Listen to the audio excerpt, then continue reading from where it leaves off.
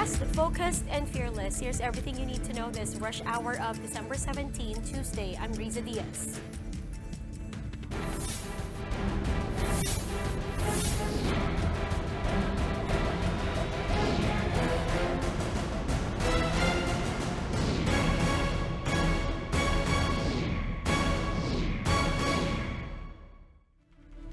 Jump-starting today's rush with confirmed deaths in Mindanao, Davao del Sur after a magnitude 6.9 earthquake jolted the region.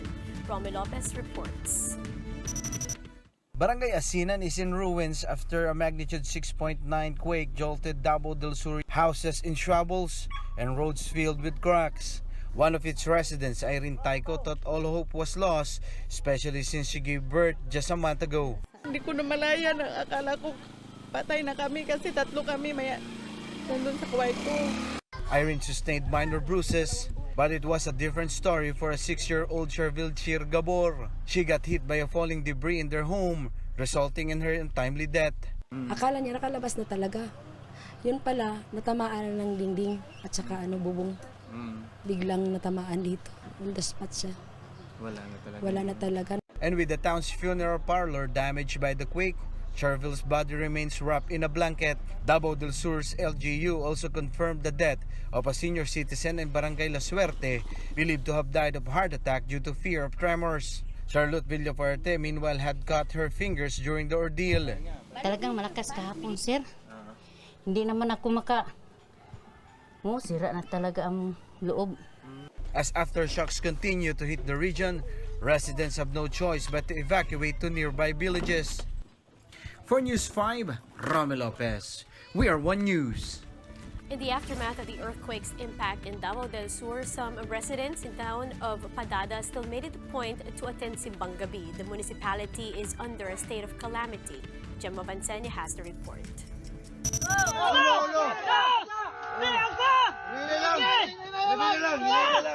Using only metal tubes, residents of Kidada in Davao del Sur carefully rescued this woman trapped inside a dilapidated water reservoir which collapsed after the earthquake. 3 others were rescued. They were all rushed to the hospital.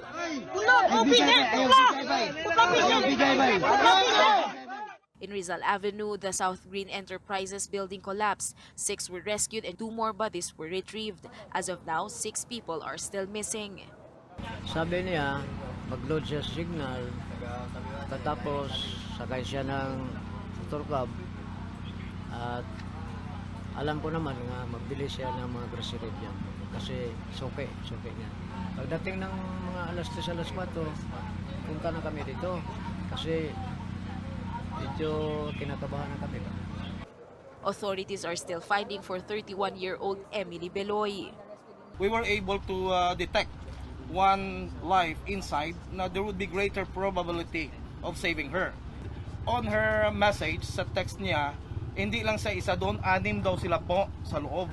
So meaning sa 6 na yon, we were able to have the vicinity also, na may visible na nakita pa kami na kailangan pang talagang wala ng sign of life, na patay na po yon. Merong isa pa ngayon na hindi pa natin kinuha muna because we prioritize na possible na buhay pa po. Even the town's chapel, St. Michael, was not spared from the damage. Despite this, they still observed the first day of the Misa de Gallo. Sa covered court, kaya among sulod sa simbahan, hindi na siya pwede magamit. Daghan na kay batak-batak. Pwede na dyan siyang daghan ng kisami nga nangahagbog. As aftershocks continue to rock Davao del Sur, residents had to put up tents for temporary shelters. For News 5, Gemma Vansenia, we are One News. Death toll from the 6.9 magnitude earthquake that hit Mindanao has climbed to 5. 3 of those were from the collapsed Southern Trade Commercial building in the town of Kidada. Now, the other 2 casualties were a 6-year-old girl in Mindanao and another person in Hagonoy. The DPWH regional and district offices are conducting assessments to determine the extent of damage and to check on the structural integrity of other buildings. The department says all major thoroughfares in the area are now passable. In the wake of the latest Mindanao quake, Vice President Leni Robredo pushed back the release of her report on the drug war to focus on rescue relief efforts of affected citizens. Ria Fernandez has the story. Despite brandishing a physical copy of her 40-page report to the media, Vice President Leni Robredo deferred the release of her supposed findings on the government's anti-drug campaign. It also includes recommendations after a short 18-day stint as co-chairperson at the Interagency Committee on Anti-Illegal Drugs or ICAD. She said this can wait, especially with more pressing matters at hand, particularly the quake which jolted Mindanao. Yung sa akin lang parang napakamali sa timing na asikasuhin natin yung report sa ICAD na meron pa namang panahon para pag-usapan ito. Robredo has already formed a team to work on relief operations. She also ordered her office to make Christmas celebrations simple. The VP is reconsidering visiting calamity victims as the transpo budget may be donated instead. Panahon nito na magkaisa tayo, magki-Christmas pa naman, na kahit sana dumadaan sila sa ganitong trahedya, maramdaman pa din yung diwa ng Pasko. But Palace questioned Robredo's move. For spokesman Salvador Panelo, she should have disclosed her alleged irregularities right away. Mahirap kasi pag wala ka naman talagang ilalabas at nag-iisip ka pa kung anong ilalabas mo, ito lang matagal. But the VP's camp hits back.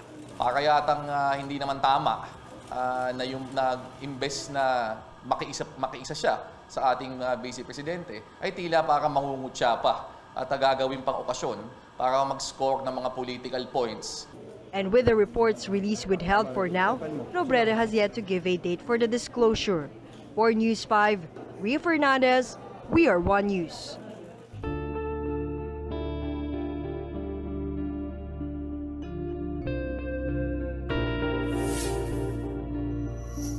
With just 2 days to go till the release of the long-awaited verdict on the Magaddino Massacre, we'll get to see how the face-off between state witness and his former boss, Andal Ampatuan Jr., shaped the narrative regarding the gruesome 2009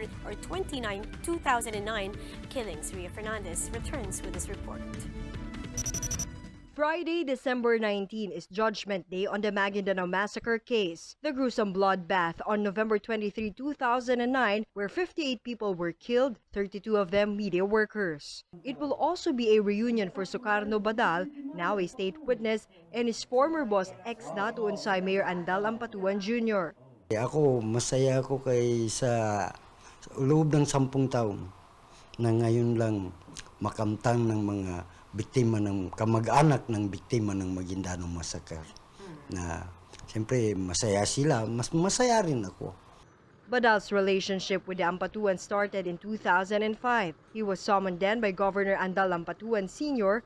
to help in the fight against the MILF. Badal said this was because of his success in neutralizing rebels in the municipality of Sultan sa Barongis. Earning the trust of the Ampatuans, the clan helped him clinch a seat as his hometown's vice mayor. Badal was a loyal foot soldier, always at Ampatuan's beck and call. Then came the plan to eliminate Esmael Mangudadatu, Ampatuan's rival for governorship in Maguindanao. Ang mastermind niyan is Datuan Dalampatuan Senior at saka lahat ng mga anak niya, especially si Sardi Ampatuan, Unsay Ampatuan. Ako ang naghahawak sa likod ni Unsay kada pagbaril niya kung mga malaking baril. Minsan yan magalaw, maliit na baril magalaw rin. Inawakan ko dito siya para hindi magalaw yung katawan niya. But the former henchman eventually turned against the Ampatuans. Hindi ko makaya na yung may inisip mo na isa kang politisyan na nag-aaral sa mga tao. Mahirap na malaki ang posisyon mo pagkatapos ikaw rin ang naging leader kung paano magmasakar ng tao. His decision had dire consequences. Some of his close relatives were killed, and he was forced to live away from his family. Despite this and the threats, recanting never entered his mind. Saka sino naman ako na wala nang hiya, magbaliktad, makatapos baliktarin. Hindi ako ganyan. Badal knows that threats against his life will continue even after the verdict. His only hope is that justice will finally be served to the victims' families. For News 5, Ria Fernandez, We Are One News.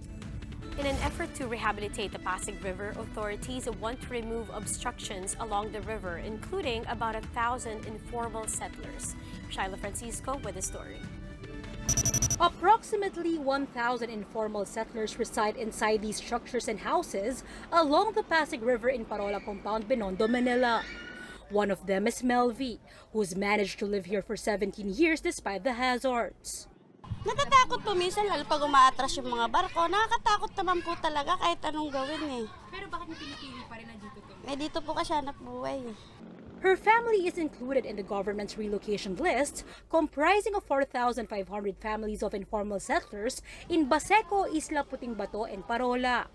The Environment Department targets the move by January 2020. Aside from pollution, the DNR wants to remove obstructions along Pasig River amid the relaunch of the ferry service in the waterway.